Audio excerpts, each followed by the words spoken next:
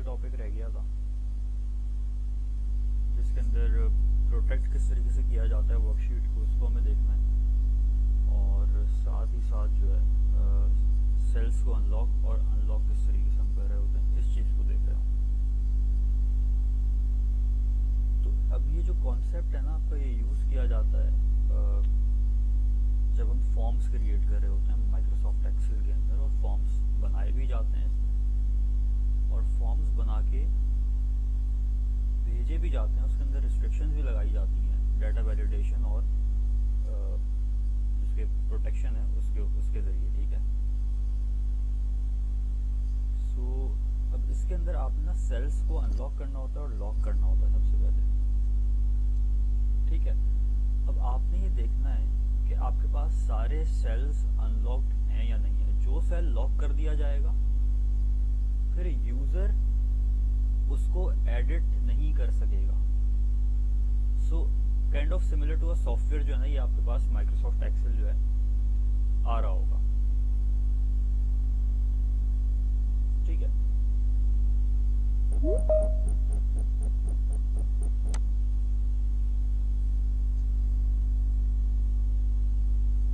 तो अब आपने अगर देखना है इसको कि सारे सेल्स आपके पास अनलॉक्ड हैं या नहीं है, तो अब अगर आपने देखना है कि आपके पास सारे सेल्स अनलॉक्ड हैं या नहीं है, तो आपने करना सिंपली ये है, आप लोगों ने कि कंट्रोल ए करें, ठीक है, इसको और सबको सेलेक्ट करें। वंस आपने सेलेक्ट कर लिया ना सारे सेल्स को, राइट क्लिक करें, ऑप्शन आ रहा होगा आपके पास फॉर्मेट सेल्स का,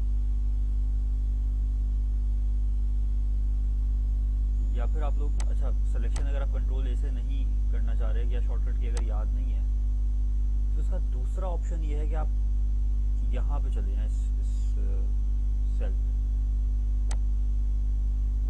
क्लिक कर दें, इसको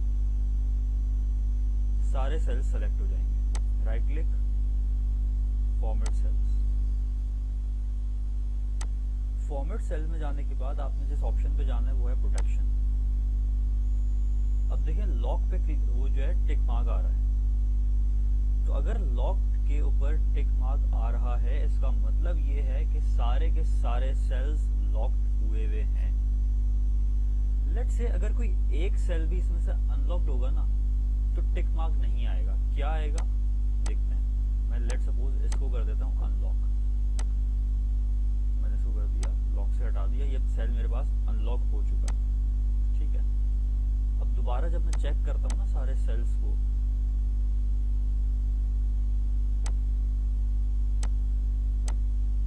ठीक है, फॉर्मेट सेल्स, तो यहाँ पर देखें लॉक के ऊपर टिक मार्क नहीं आ रहा। लॉक पे क्या आ रहा है, एक बॉक्स बना हुआ आ रहा है, फिल्ड जो है ब्लैक बॉक्स बना हुआ आ रहा है आपके पास। इसका मतलब ये है कि पूरी मेरी शीट में कोई एक या कोई दो तीन ऐसे सेल्स मौजूद हैं जो कि अनलॉक्ड हैं। अच्छा, अब मुझे लेट से मुझे नहीं पता कि कौन से सेल्स ऐसे हैं जो अनलॉक्ड हैं इस वक्त, मुझे उनको लॉक करना है। तो मैं सिंपली इस पे क्या करूंगा, दोबारा क्लिक कर दूंगा, तो ये सारे सेल्स क्या हो जाएंगे, लॉक हो जाएंगे। अब जो सेल मैंने अनलॉक किया था वो भी क्या हो गया है, लॉक हो चुका है, ठीक है। अच्छा, अभी कॉन्सेप्ट बताने का मकसद ये है कि सेल्स को अनलॉक करने के बाद मैं यूजर को रिस्ट्रिक्ट कर रहा हूं कि जो सेल्स मेरे पास लॉक्ड हैं उसके अंदर वो डाटा इनपुट ना कर सके फॉर्म में, ठीक है।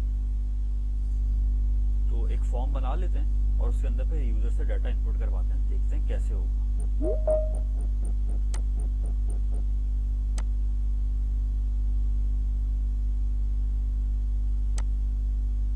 ठीक है, तो लेट सपोज मैं यहाँ पर ना इन सारी वैल्यूज को डिलीट कर देता हूँ यहाँ से।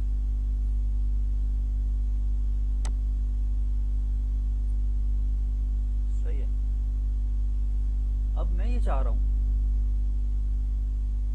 कि यूजर जो है ना सिर्फ इन सेल्स में डाटा इनपुट कर सके, बाकी किसी सेल को वो एडिट ना कर सके, किसी सेल का भी एडिट का जो ऑप्शन है वो उसके पास इनेबल ना हो। तो अब मैंने करना ये है कि इन सारे सेल्स को सेलेक्ट करना है जहां तक मैं चाह रहा हूँ कि यूजर इनपुट कर सके, जिस जिस सेल में डाटा इनपुट करवा सके। राइट क्लिक करना है मैंने, फॉर्मेट सेल्स पे जाना है और इसको मुझे कर देना है अनलॉक। ओके कर देना।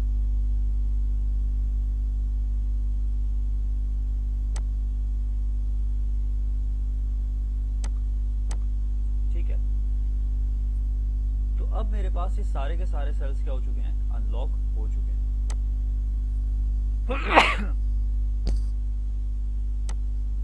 ठीक है, अब यूजर को रेस्ट्रिक्ट कैसे करेंगे कि वो बाकी सारे सेल्स के अंदर डाटा इनपुट ना कर सके। यहां पे बात आती है प्रोटेक्शन, यानी वर्कशीट के ऊपर पासवर्ड लगाने की, अप्लाई करने की। अब करेंगे क्या, आप जाएं रिव्यू टैब में, यहां पे ऑप्शन आ रहा है प्रोटेक्ट शीट का, सही है, क्लिक कर दें प्रोटेक्ट शीट पे। ये कह रहे हैं कि पासवर्ड रखें आप, जिस पासवर्ड को डालने के बाद आपकी शीट जो है वो अनप्रोटेक्ट हो, सही है। तो मैं यहाँ पे पासवर्ड डाल देता हूँ, सही। उसके नीचे ऑप्शंस दे रहा है allow all users of this worksheet to, यानी इस वर्कशीट में पासवर्ड अप्लाई करने के बाद जब वर्कशीट आपकी लॉक हो जाएगी यानी प्रोटेक्ट हो जाएगी, तो यूजर क्या क्या काम कर सकता है। यूजर लॉक सेल्स को सेलेक्ट कर सकता है, यूजर अनलॉक सेल्स को सेलेक्ट कर सकता है। मैं ये कह रहा हूं कि यूजर लॉक्ड सेल्स को सेलेक्ट नहीं कर सकता, अनलॉक सेल्स पे काम कर सकता है, बस मैंने इसको रिस्ट्रिक्ट कर दिया। अब यहाँ पे मैंने कहा allow lock select lock cells को मैंने क्या कर दिया, डिसेबल कर दिया यहाँ से। अब हुआ क्या, हुआ ये कि अब जितने भी लॉक्ड सेल्स हैं उसके ऊपर यूजर काम नहीं कर सकता, यूजर सिर्फ सेलेक्ट कर सकता है अनलॉक सेल्स को। ठीक है, ओके कर दें, री एंटर पासवर्ड टू प्रोसीड। ठीक है, देखिए एकदम से वो क्या हुआ, जो बॉक्स सेलेक्ट हुआ तो वो कहाँ आ गया, चेंज हो गया उसकी लोकेशन, कहाँ आ गई, जो अनलॉक सेल था। अब देखिए इस सेल को अगर मैं सेलेक्ट करने की कोशिश करूंगा नहीं होगा, मैं डाटा नहीं लिख सकता। यहाँ पे मैं क्लिक कर रहा हूँ, उस पर सेलेक्ट नहीं हो रहा। मैं इन सब सेल्स को सेलेक्ट कर सकता हूँ, देखिए ये आगे मूव कर नहीं रहा क्योंकि मैंने उसको क्या कर दिया, लॉक कर दिया और शीट को प्रोटेक्ट कर दिया। अच्छा, अब मैं यहाँ पर डाटा इनपुट करता हूँ 2 4 और यहाँ पर डाटा इनपुट कर दिया जाएगा। क्या कह रहा है ये, मैंने इसको ज्यादा ट्रैक कर दिया ना। The cell or chart you are trying to change is on a protected sheet, आप इसको चेंज नहीं कर सकते। ठीक है, ओके कर दें। तो मुझे सिर्फ उतने ही सेल सेलेक्ट करने होंगे जिसके ऊपर पासवर्ड अप्लाई नहीं किया होना है। अब यहाँ पे वैल्यूज क्यों चेंज हो रही हैं, क्योंकि कल मैंने बताया था रेफरेंसेस अप्लाई हो रहे थे, तो यहाँ पे रेफरेंस अप्लाई हुआ हुआ है, अगेन यहाँ पे रेफरेंस अप्लाई हुआ हुआ है with respect to these cells. ठीक है, अब यहाँ पर मैं डाटा इनपुट कर देता हूँ 4 6।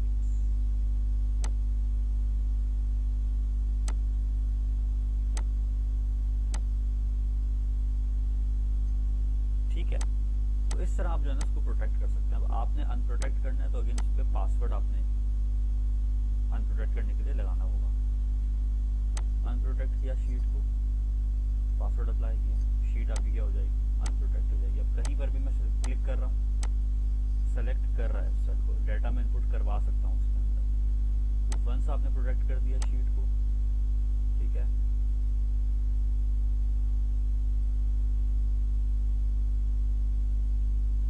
वापस कर्सर जो है मूव हो गया उस सेल पे जो कि लॉक्ड नहीं था, अनलॉक था। ठीक है, अब देखें पेपर के अंदर क्वेश्चन कैसे आएगा।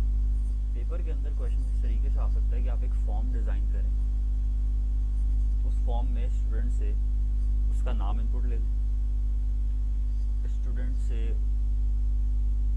मार्क्स इनपुट ले लें, ठीक है, लेकिन उसको सिर्फ उन्हीं सेल्स के ऊपर आपने रिस्ट्रिक्ट करना है जहां पे इनपुट जा रहा है।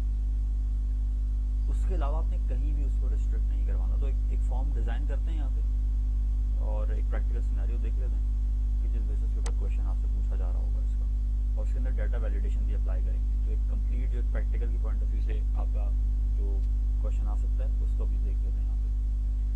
मैं प्रोटेक्ट कर देता हूँ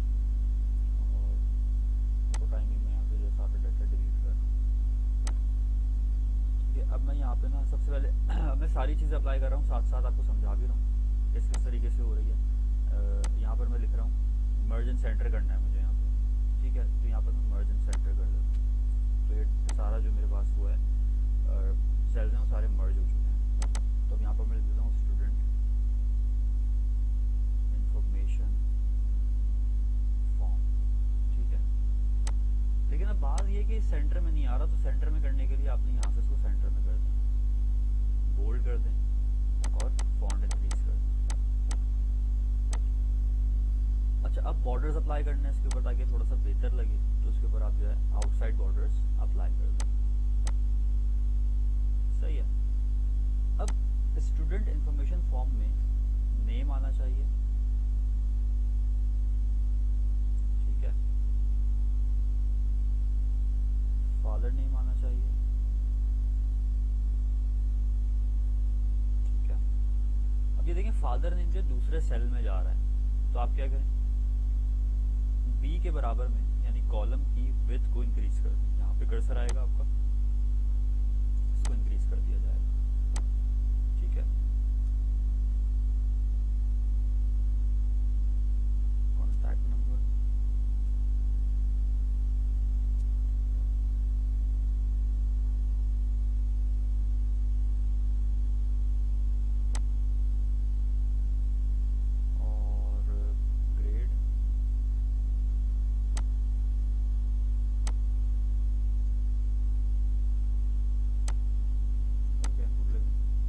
मार्क्स इनपुट लेते हैं उसके मार्क्स, सब्जेक्ट के हिसाब से मार्क्स इनपुट ले लेते हैं। तो आप यहाँ पे ना इसको एक काम कर लें कि मार्क्स की हेडिंग दे दें।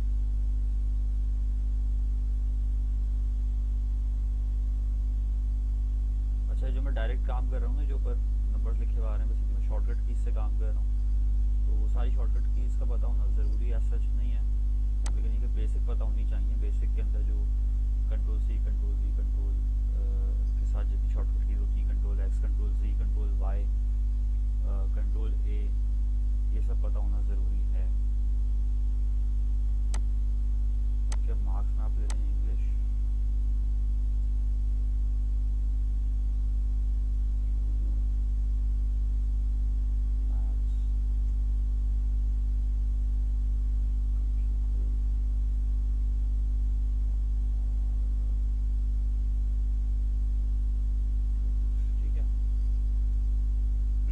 इसको थोड़ा सा फॉर्मेट करते हैं और उसके अंदर ना फॉर्मेटिंग करने के लिए सबसे पहले बॉर्डर्स अप्लाई करते हैं इस पर।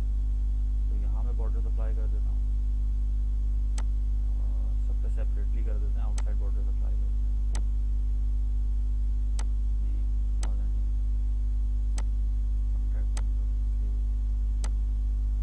ठीक है, अगर मुझे इसको पूरा हाईलाइट करना है तो फिल भी आप कर सकते हैं कलर्स के जरिए, जो भी बेहतर लगे, ठीक है।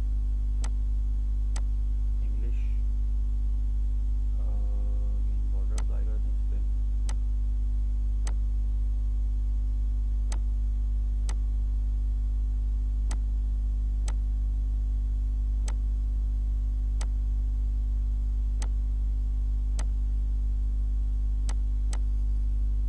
ठीक है,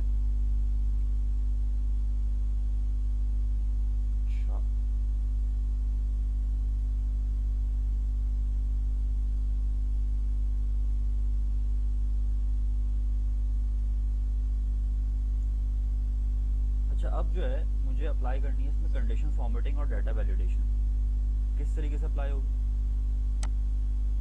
किन सेल्स पे अप्लाई करनी है, पहले इंपॉर्टेंट ये है, मुझे ये जितने मार्क्स हैं ना, इन सेल्स पे अप्लाई करनी है डाटा वैलिडेशन और कंडीशन फॉर्मेटिंग। सो अब यहाँ पे इंग्लिश के अंदर जो है मैं कंडीशन फॉर्मेटिंग ये लगाता हूँ, मैं सेलेक्ट कर लेते हैं सारे सेल्स को। अब मैं सेलेक्ट कैसे कर रहा हूँ ये एक एक सेल को, वो ऐसे कर रहा हूँ, बता देता हूँ। पहले एक सेल आपने सेलेक्ट किया, फिर कंट्रोल की प्रेस करें और इसको सेलेक्ट कर लें, प्रेस करे रखनी है आपने कंट्रोल की, और उसके बाद इसको सेलेक्ट करें, इसको करें, इसको करें, सारी कीज सारे सेल्स आपके पास सेलेक्ट हो जाएंगे। तो कंट्रोल की प्रेस करनी है आपने, सारे सेल्स को एक साथ सेलेक्ट कर लेना है। Condition formatting, highlight cell rules, greater than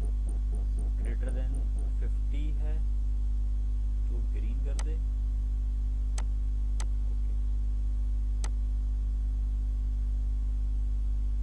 less than 50 है तो रेड कर दे। ठीक है, तो सारे सेल्स पे एक साथ कंडीशन फॉर्मेटिंग अप्लाई हो गई। सेपरेटली मुझे नहीं करना पड़ा, सेपरेटली करता टाइम वेस्ट हो जाता। ठीक है,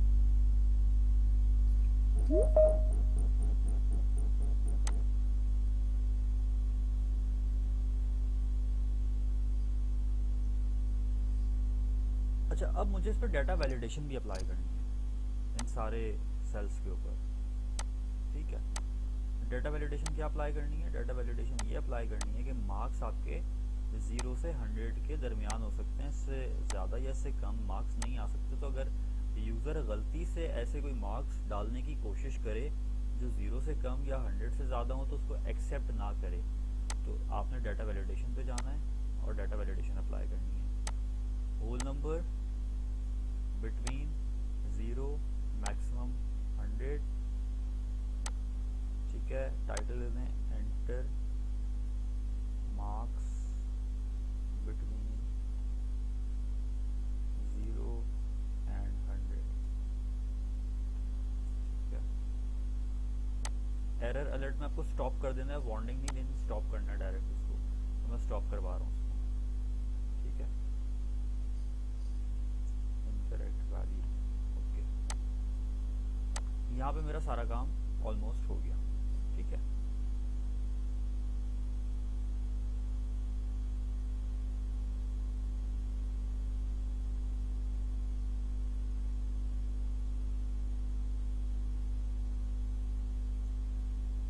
अब मुझे आखिरी काम ये करना है कि इन सेल्स को अनलॉक करना है जिसके अंदर यूज़र डाटा इनपुट कर रहा होगा, और साथ साथ ना उसको वर्कशीट को प्रोटेक्ट करना है। ठीक है,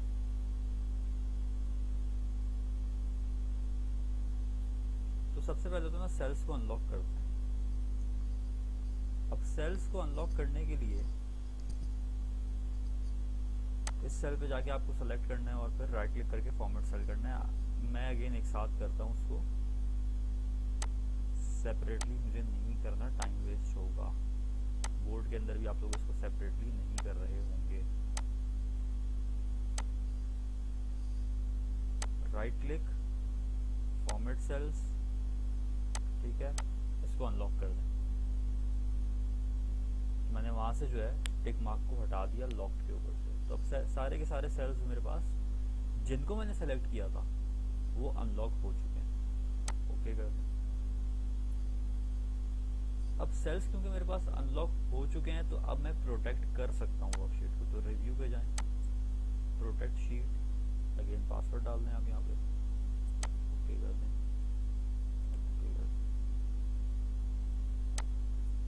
ठीक है, अब ये नहीं हुआ।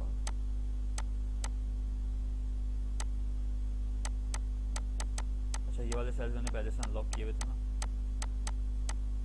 ये वाले, तो इस वजह से इस पर भी वो कर्सर लेकर आ रहा है, क्योंकि ये दो जो वो थे कॉलम्स थे ये अनलॉक थे पहले से, तो मुझे इनको लॉक करना पड़ेगा। अब्दुल्ला कोई क्वेश्चन है आपको?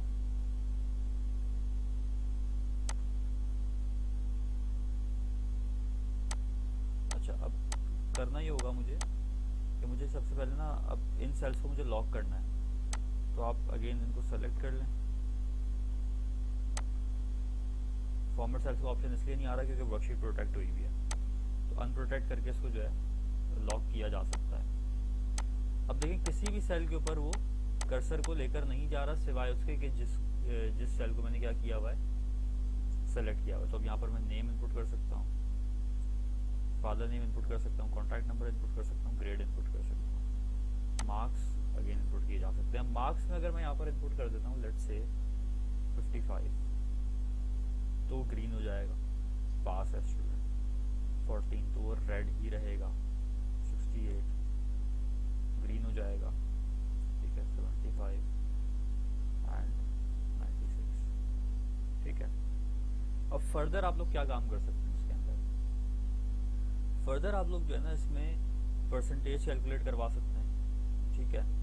परसेंटेज ऑटोमेटिकली कैलकुलेट होगी, आपने मैनुअली हर मार्क्स की परसेंटेज कैलकुलेट नहीं करनी। मार्क्स इनपुट करेगा यूजर, परसेंटेज खुद ब खुद कैलकुलेट हो रही होगी क्योंकि आपने रेफरेंसेस देने हैं, ठीक है। करके दिखा देता हूँ आपको डायरेक्टली कैसे होगा। आपने यहाँ पे सम करना है, ठीक है। अब सम करने के लिए आप क्या करेंगे, आप लोगों ने डायरेक्टली इसको सम का फंक्शन देना है, इक्वल्स टू सम और 1 2 3 4 5, ठीक है। इसका सम आ जाएगा। कंट्रोल करके मैंने सेलेक्ट किया था सबको, कंट्रोल की प्रेस किए करे रखें और उसके बाद फिर सेलेक्ट करना है इसको। अब आपने क्या करना है, आपने परसेंटेज कैलकुलेट करनी है। तो परसेंटेज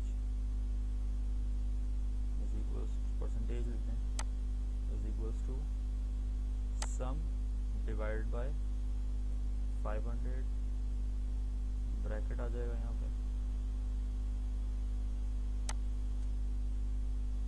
तो अब ये सारी चीज़ें आपकी क्या हो रही हैं, ऑटोमेट हो रही हैं। अब प्रोग्रामिंग के जरिए ऑटोमेट हो रही है, पीछे कोड लिखा जा रहा है इसका एक्सेल के अंदर। एक्सेल में कोडिंग होती है, प्रोग्रामिंग होती है, ठीक है। इनटू 100 परसेंटेज आ जाएगी आपकी, ठीक है। नॉर्मली ये चीज़ें कैलकुलेट की जा रही होती हैं। अच्छा, अब इन सेल्स को मैं पहले तो वो कर देता हूँ, फॉर्मेट सेल्स करें, प्रोटेक्ट करें, लॉक,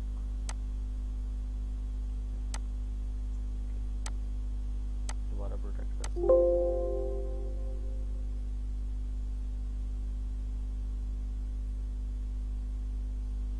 सही है। तो अब यहाँ पर अगर मैं मार्क्स चेंज करूँगा तो खुद ब खुद सम और परसेंटेज चेंज होते चले जाएंगे, क्योंकि यहाँ पे सेलेक्ट तो मैं कर नहीं सकता इसको, मैनुअली तो चेंज कर नहीं सकता। तो अब लेट्स से मैंने यहाँ पे मार्क्स चेंज किए 25, तो देखें खुद ब खुद सम और परसेंटेज चेंज हो रही है उसकी। मैंने यहाँ पे कर दिया 65, खुद ब खुद उसकी परसेंटेज और सम चेंज हो रहा है, क्योंकि मैंने उसको रेफर किया हुआ है। कौन सा रेफरेंस यूज़ किया हुआ है, रिलेटिव रेफरेंस यूज़ किया हुआ है, रिलेट कर रहा है वो रेफरेंस सेल की बेसिस के ऊपर, ठीक है। तो रिलेटिव रेफरेंस के जरिए ये उन वैल्यूज़ को ऑटोमेटिकली क्या कर रहा है, चेंज करवा रहा है। तो एक प्रॉपर आपके पास स्टूडेंट फॉर्म बन गया है, जहाँ पर अगर स्टूडेंट के मार्क्स चेंज भी होते हैं तो आपने खुद मैनुअली इसको चेंज कर नहीं सकते, मैंने प्रोटेक्ट कर दिया उसको। तो टीचर के पास या स्टूडेंट के पास रिस्ट्रिक्शन है कि वो खुद परसेंटेज चेंज कर नहीं सकता, टीचर ही करेगा अनप्रोटेक्ट करके। वो सिर्फ मार्क्स को अगर अपडेट कर देगा तो पता चल जाएगा मार्क्स अपडेट हुए, ठीक है, परसेंटेज आपकी चेंज हो जाएगी। यहाँ तक कॉन्सेप्ट सारा क्लियर है, क्योंकि हमारा लास्ट टॉपिक एंड हो चुका है। कोई क्वेश्चन है यहाँ पे डायरेक्टली पूछ लें, व्हाट्सएप कर दें, क्लियर है तो थम्स अप कर दें और फिर हम जो है क्लास को एंड कर दें। अच्छा, लॉक सेल्स का क्वेश्चन इस तरीके से आता है पेपर में कि वो आपसे कहते हैं कि आप एक फॉर्म बना के दिखा दें या एक मार्कशीट बना के दिखा दें। मार्कशीट के अंदर इन सेल्स को लॉक कर दें, फिर वो सेल्स जो आपने लॉक किए होते हैं वो अगेन मैंने ऑप्शन दिखाया था आपको, सेलेक्ट करने के बाद फॉर्मेट सेल्स पे जाके ऑप्शन आता है, तो उसका आपने स्क्रीनशॉट ले लेना होता है, उसको वर्ड पे पेस्ट करके उसका प्रिंट आ जाता है। तो आपको बोल देंगे सर्टेन सेल्स हैं, आप इसको अनलॉक कर दें, अनलॉक करके उसका स्क्रीनशॉट ले लें और अगेन उसका आपने फिर प्रिंट निकालना होता है। तो इस तरीके के क्वेश्चन जो है ना बोर्ड में आ रहे होते हैं। आपसे ये कह दिया जाएगा कि आप जो है कोई इंक्वायरी फॉर्म बना लें, रेस्टोरेंट फॉर्म बना लें जिसके अंदर ऑर्डर आपने प्लेस करना है, तो ऑप्शंस दे दिए जाएंगे। उन ऑप्शंस में से आपने जो है सेलेक्ट करना होगा एक ऑप्शन, यानी वहाँ पर लिखना होगा, तो सिर्फ एडिटेबल मोड में हो वो ऑप्शन वाला जो सेल है, उसके अलावा जितने सेल्स हैं वो सारे के सारे लॉक हो चुके हों।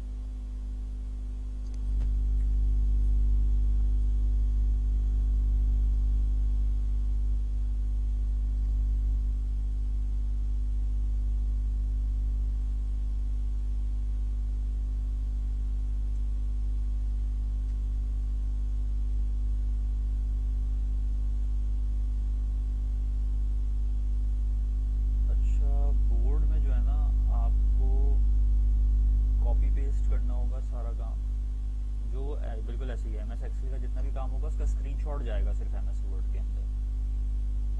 चार्ट और एल्गोरिथम जो है ना वो पेंसिल से ही लिखा जाएगा, बिल्कुल ऐसे ही है, बिल्कुल ऐसे ही।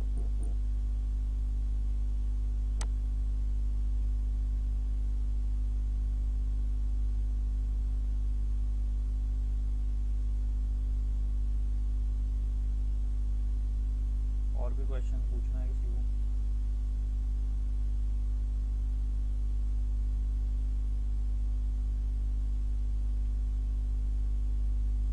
क्वेश्चन है तो पूछ लें, वरना सारी चीज़ें क्लियर हैं तो बस सम्स अप कर दें और फिर जो है क्लास को एंड करते हैं।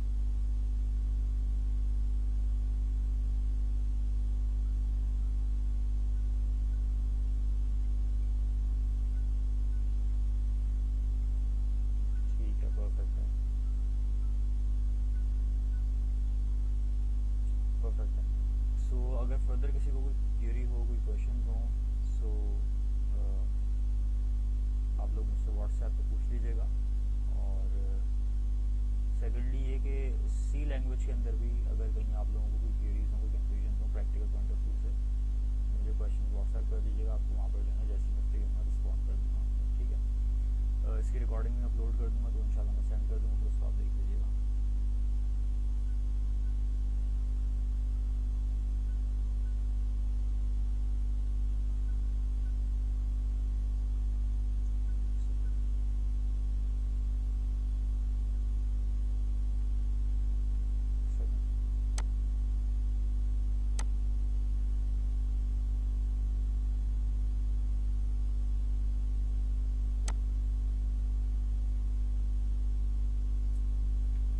लॉक अनलॉक से देखिए, लॉक अनलॉक से ना ये होता है कि आपके पास ये फॉर्म आपने बना लिया, ये फॉर्म आप बना के किसी को सेंड करें